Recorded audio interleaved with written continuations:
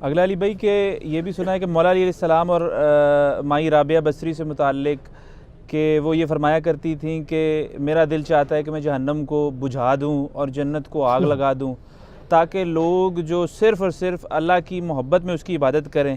کیا یہ ان سے منسوب قول درست ہے؟ مولا علی کی طرف آدھا قول منسوب ہے، جھوٹا قول ہے، انہوں نے کہیں نہیں فرمایا. مولا علی کیا قرآن کی تعلیمات کے خلاف چل سکتے تھے کہ وہ یہ کہیں کہ میں اللہ کی عبادت نہ تو اس کے خوف کی وجہ سے کرتا ہوں، جہنم کے خوف کی وجہ سے، اور نہ جنت کی لالچ میں، بلکہ اللہ کی وجہ سے کرتا ہوں؟ یہ صرف جذباتی جملہ ہے. مجھے بتائیں کہ جہنم کا خوف اور جنت کی لالچ دی کس نے؟ شیطان نے؟ اللہ نے. تو جو چیز اللہ نے خود دی ہوئی ہے اس کے اوپر اللہ کو کرٹیسائز کیا جا سکتا ہے؟ رابعہ بصریہ کے بارے میں مشہور ہے کہ وہ کہتی تھی کہ ان کے ہاتھ میں ایک ہاتھ میں پانی کا لوٹا تھا، دوسرے ہاتھ میں جو ہے وہ کوئلے تھے. انہوں نے کہا میں پانی سے جو ہے وہ دوزخ بجھا دوں گی.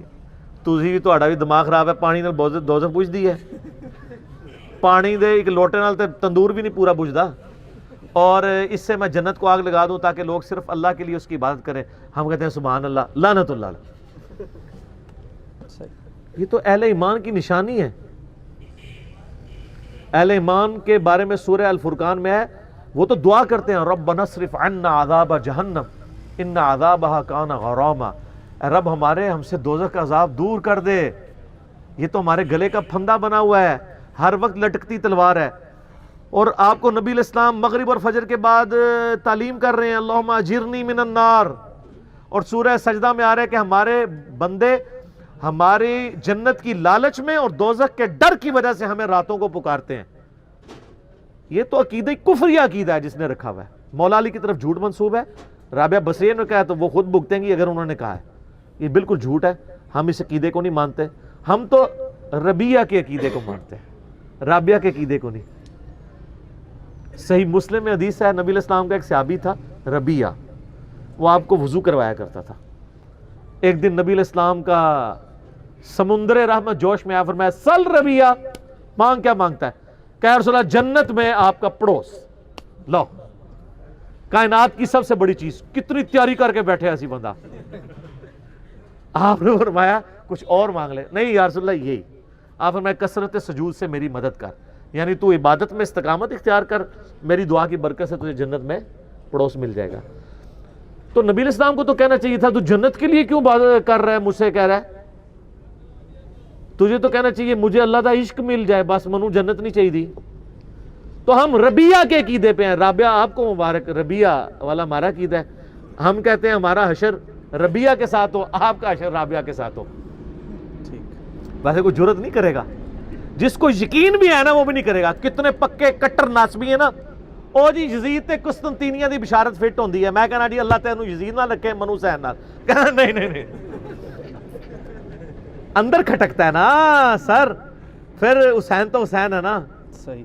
چلو تو سیدنا حسین جنتی نوجوانوں کے سردار ہیں، تو نوجوانوں کو تو ویسے ہی ان سے عقیدت ہونی چاہیے.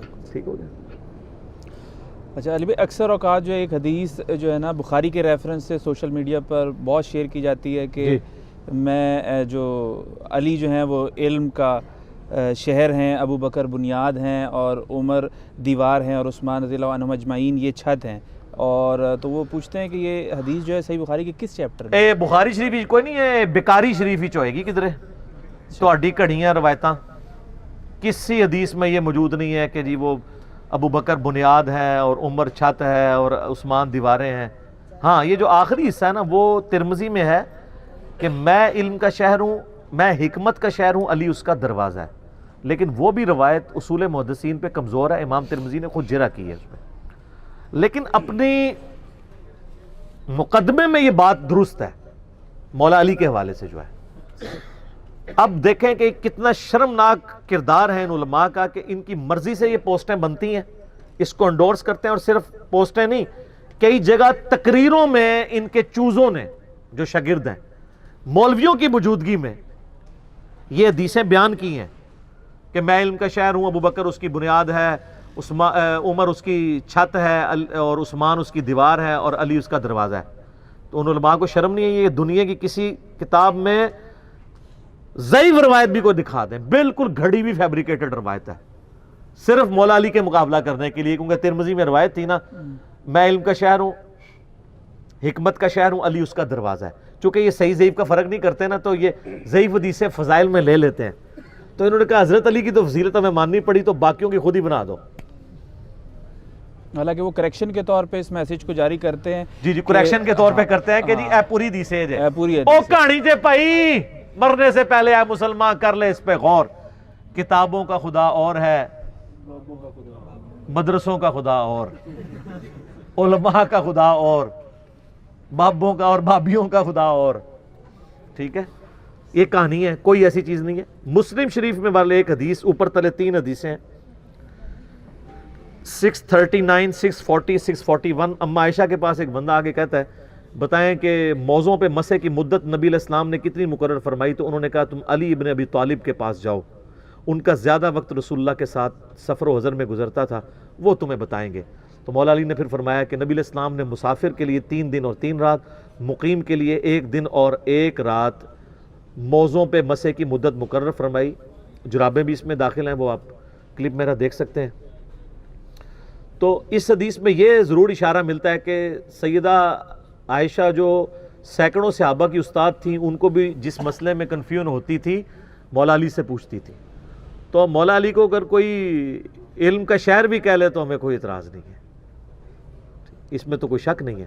صحیح بخاری میں حدیث موجود ہے، مولا علی جب کوفے شفٹ ہوئے، دارالخلافہ انہوں نے شفٹ کیا، تو وہ ظہر سے لے کر مغرب تک لوگوں کو دین سکھایا کرتے تھے، صرف نماز کا وقفہ کرتے تھے، اور لوگوں کو ایون وضو کا طریقہ بھی سٹیج پہ چڑھ کے اوپر چبوترے پہ سکھاتے تھے. اور پھر انہوں نے ایک دفعہ اعلانیہ کھڑے ہو کے پانی پیا اور فرمایا کہ میں نے دیکھا ہے کہ کوفے کے لوگ کھڑے ہو کے پانی پینے کو معیوب سمجھتے ہیں، جبکہ نبی علیہ السلام کو میں نے دیکھا ہے کہ آپ علیہ السلام وضو کا بچا ہوا پانی کھڑے ہو کے پیتے تھے. اس میں پھر پاک مولویوں نے چھوڑی کہ جی وضو کا بچا ہوا پی سکتے ہیں، دوسرا نہیں، کہ وہ دوسرا ڈیفرنٹ ہو جاتا ہے. مولا علی نے کیٹاگوریکل مینشن کیا ہے کہ تم کھڑے ہو کے پانی پینے کو معیوب سمجھتے ہو. اور الگ سے ترمذی میں حدیث موجود ہے، ابن عمر کہتے ہیں کہ نبی علیہ السلام کے مبارک زمانے میں ہم کھڑے ہو کے کھانا بھی کھا لیتے تھے، پانی بھی پی لیتے تھے، نبی علیہ السلام منع نہیں کرتے تھے. جواز کی حد تک درست ہے، عمومی عمل بیٹھ کے ہے لیکن کھڑے ہو کے بھی درست ہے. تو یہ کیا کیا کہانیاں ان کی چلتی ہیں، تو اس اعتبار سے ٹھیک ہے. اب میں جان کی مان پاؤں تو عرض کروں، یہ حدیث ہے کہ ابو بکر سے محبت نہیں رکھے گا مگر مومن، ابو بکر سے بغض نہیں رکھے گا مگر منافق. ہے کوئی حدیث؟ نہیں. ہاں، لیکن یہ حدیث اگر آپ کسی سنی کی مسجد میں لکھ کے لگا دیں، نیچے بخاری شریف لکھ دیں، مسلم شریف لکھ دیں، کبھی کسی نے نہیں پوچھنا یہ کدھر لکھی ہوئی ہے. لیکن اگر آپ اوریجنل حدیث مسلم کی 240 لکھ کے کسی بریلوی دیوبندی اہل حدیث کی مسجد میں لگا دیں، بریلویوں کی تو میں بات نہیں کرتا، ان میں ناسبیت کم ہے، دیوبند اور اہل حدیث کی مسجد میں لکھ کے لگائیں. ہم نے پریکٹیکلی ہمارے بھائیوں نے تجربہ کیا ہے، شام تک اللہ کے فضل سے دنگا فساد شروع ہو جاتا ہے. وہ ایک دو کاٹلی حدیث مسلم شریف میں لکھی ہے. اور اگر آپ کو یقین نہیں ہے، آپ اپنے کسی کٹر قسم کے بھائی کو جو سنی ہونے کا کلیم کرتا ہو ایک میسج ٹیکسٹ کریں محرم کے دنوں میں، علی سے محبت نہیں رکھے گا مگر مومن، علی سے بغض نہیں رکھے گا مگر منافق، اور نیچے لکھیں صحیح مسلم 240. تو آگے سے جو میسج آئے گا وہ آپ کو بتا دے گا کہ مولا علی کی شان ہضم کرنا ان کے لیے مشکل ہے. دیکھیں نا بے سر غدیر خون پہ ہم کھڑے ہوئے ہیں نا، غدیر خون پہ نبی علیہ السلام نے اینڈ پہ وہ بھی فرمایا تھا من کنت مولاہ فہذا علی مولاہ. سر کسی نے سوچا تھا کہ اہل حدیث کے ممبروں سے اہل بیت کی شان بیان ہو رہی ہے؟